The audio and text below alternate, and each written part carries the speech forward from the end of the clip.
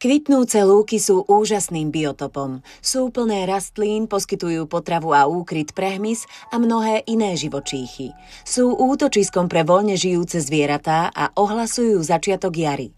Sú dôležitým krajinným prvkom, no na nešťastie ich pomaly ubúda.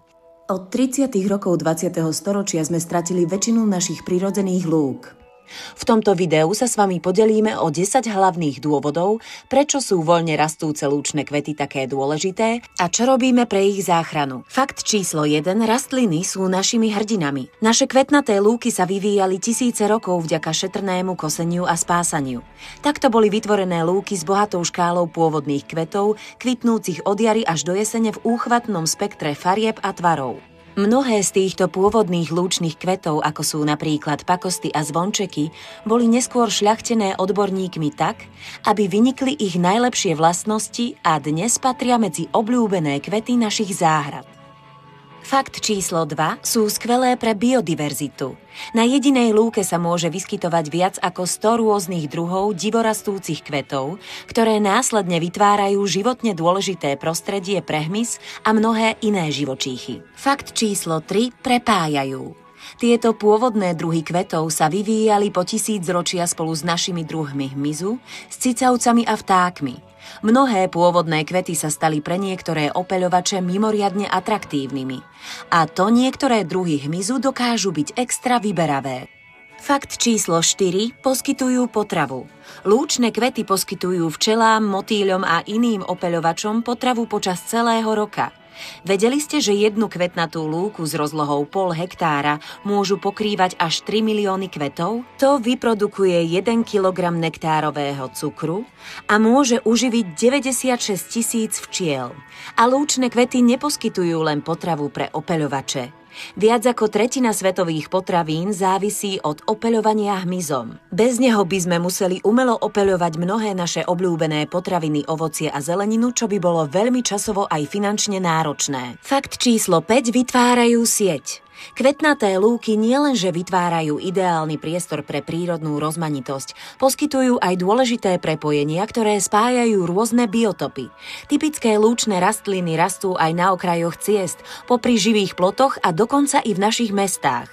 Pre vtáky, včely, netopiere a iné živočíchy vytvárajú nevyhnutné zelené koridory, po ktorých sa môžu presúvať. Fakt číslo 6 pomáhajú pri záplavách.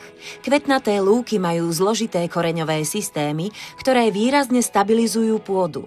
To pomáha zmierňovať záplavy, pretože pôda zadržiava dažďovú vodu a zabraňuje vyplavovaniu potrebných živín. Fakt číslo 7 môžu nám pomôcť v boji proti chorobám. Pôvodné druhy kvetov môžu obsahovať zlúčeniny, ktoré výrazne prispeli k rozvoju modernej medicíny. Kvety ako napríklad čiernohlávok majú antibiotické účinky a taký náprstník obsahuje látku nazývanú digitalín, ktorá môže pomôcť pri liečbe srdcových ochorení. Fakt číslo 8 zbavujú nás znečistenia. Podobne ako iné rastliny, aj lúčne kvety čistia vzduch a využívajú oxid uhličitý na svoj rast.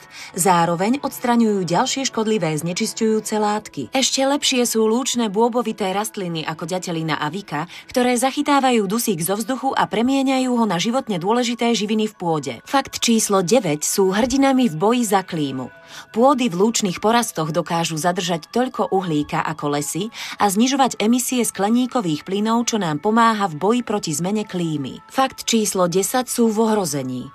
Od 30. rokov 20. storočia sme stratili príliš veľké percento našich kvetnatých lúk. Musíme konať hneď, kým nezmiznú navždy.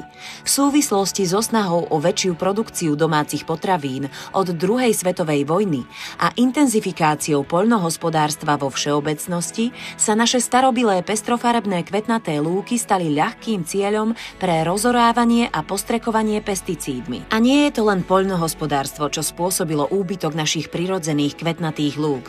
Svoju úlohu zohráva aj výstavba a zaberanie pozemkov, znečistenie a pokles tradičného obhospodarovania lúk. Spoločne budeme pracovať na celom rade projektov vrátane vysádzania pôvodných druhov kvetov pri okrajoch ciest, na poľnohospodárskej pôde, pri cyklistických peších chodníkoch či v záplavových územiach. Do boja za záchranu našich lúčnych kvetov sa môžete zapojiť aj vy. Môžete zvýšiť povedomie zdieľaním tohto videa s priateľmi a rodinou, alebo môžete urobiť ďalší krok a podporiť záchranu lúčnych kvetov.